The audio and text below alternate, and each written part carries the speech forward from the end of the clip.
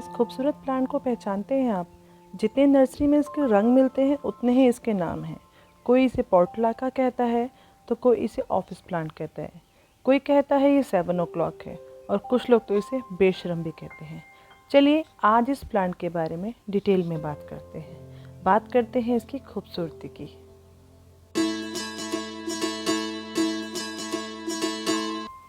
Hello friends, मेरा नाम है शिवानी और मेरे चैनल प्लांट्स माय पीस में आप सबका स्वागत है। आपको पता है बेशरम किसे कहते हैं? बेशरम उसे कहते हैं जो कभी भी कहीं भी आ जाता है। नहीं, आज मैं किसी की कंप्लेन करने नहीं आई हूँ। मैं आपको एक ऐसे प्लांट के बारे में बताने आई हूँ जो बिल्कुल बेशरम है। ये एक ऐसा प्लांट है जो कभी भी कहीं भी उग जाता है। कभी कभी तो मुझे लगता है कि कुछ ज़्यादा ही फैल रहा है, समेटना पड़ेगा।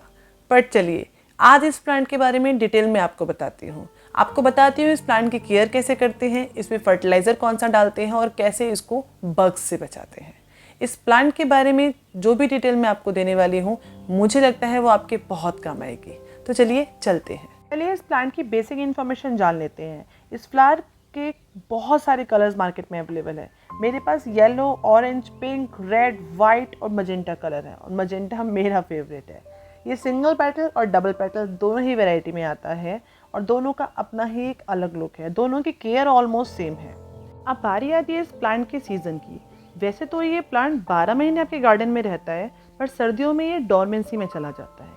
सर्दियाँ एक ऐसा टाइम है जब ये बिल्कुल भी ब्लूम नहीं करता है, चुपचाप एक कोने में बैठा रहता है। गर्मियों में मेरे पास ये प्लांट 10 बन जाते हैं और सर्दियाँ आते आते वो बिल्कुल मुरझा जाते हैं। मैं उन प्लांट को किसी एक पॉट में शिफ्ट करके रख देती हूँ क्योंकि वापस गर्मियों में ये फिर से ब्लूम करने वाले हैं। पोर्टुलाका के फ्लावर्स मॉर्निंग में उगते हैं और शाम तक सूख जाते हैं, इसलिए इसे ऑफिस फ्लावर्स भी कहा जाता है। अब जान लेते हैं इस प्लांट की केयर कैसे करनी है। ये प्लांट बहुत ज़्यादा डिमांडिंग नहीं है, बट फिर भी केयर तो मांगता ही है।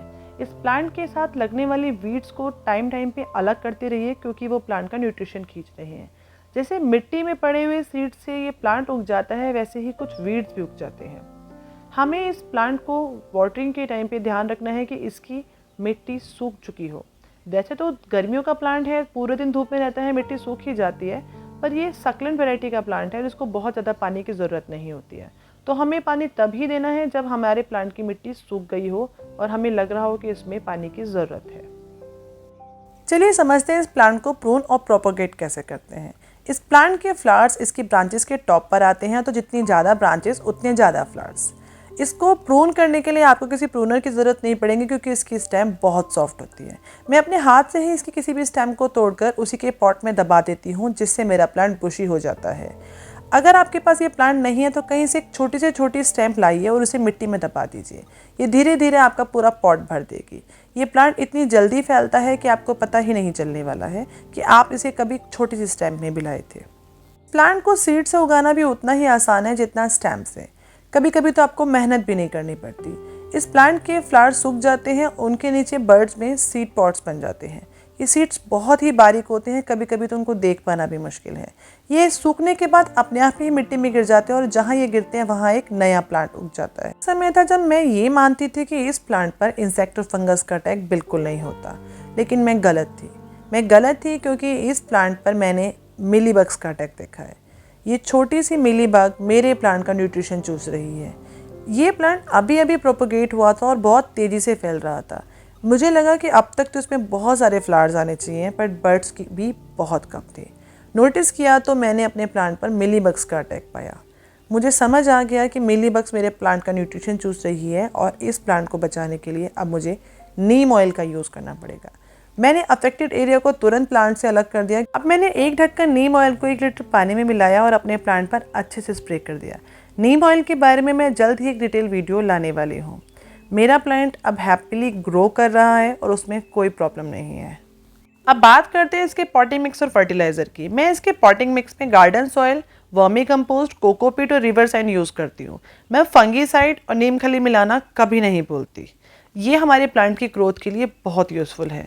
इस प्लांट के लीव्स को शाइनी और हैप्पी ग्रोथ के लिए मैं एप्सम सॉल्ट का भी यूज़ करती हूँ, जिसके बारे में हम जल्द ही डिटेल में बात करने वाले हैं।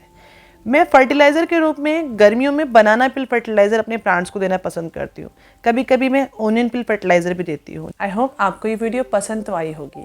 अगर आपको वीडियो पसंद आई है तो प्लीज़ एक लाइक तो बनता है। अपने फ्रेंड्स के साथ इस वीडियो को शेयर करना बिल्कुल मत भूलिए। उनकी गार्डन की ग्रोथ में आपका योगदान तो बनता है।